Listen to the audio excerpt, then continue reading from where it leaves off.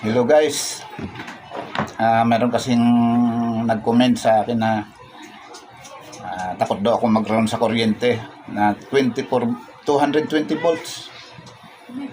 Ito po, 220 volts ito. Yan, mandar yung electric fan. Ngayon, yung ilaw na yan, ilaw dito yan. Yan. Ilaw.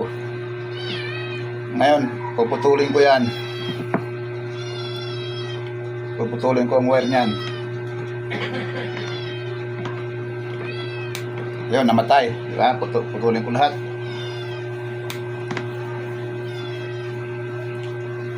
Tapos, dudugtong ko yan dito. Hawakan ko na walang sapi ng kamay.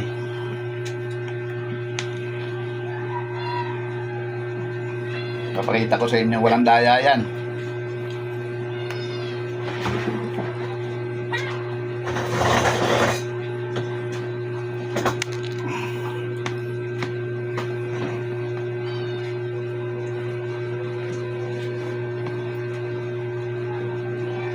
Nakasaksak po yan, oh. Kasaksak po yan. Hindi ko tinatanggal.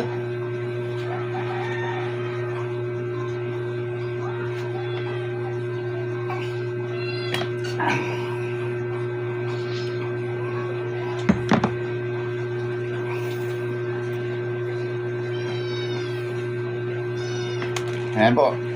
Nawakan ko na, oh. Ngayon, dudugtong ko dito.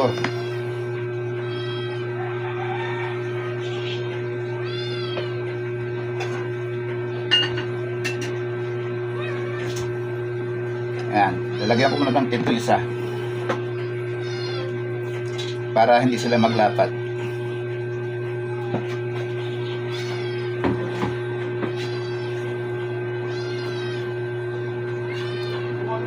Walang sapin po kamay ko dyan, ha.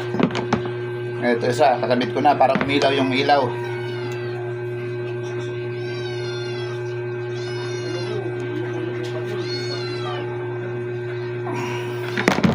Yan, tinanggal ko na. Kakabit ko ngayon, ilaw na yan. Oh.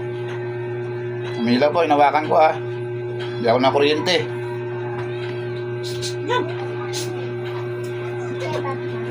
Ayun po. Lalagyan natin ng tape kasi baka yung iba mahawakan ng iba.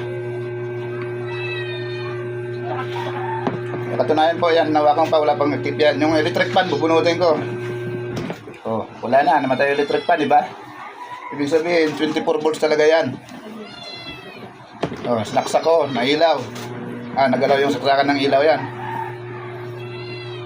Yan mga idol. Hindi ko po pinapayo sa iba na gayahin to. Alam ko naman po na maraming may alam na ganito na nakakahawak ng kuryente. Pero hindi ko po ina-advise na gayahin nyo. Yan lang po, maraming salamat po. Sana nakontento yung nag-comment na hindi ko kayang hawakan yung live na wire. Thank you for watching, guys.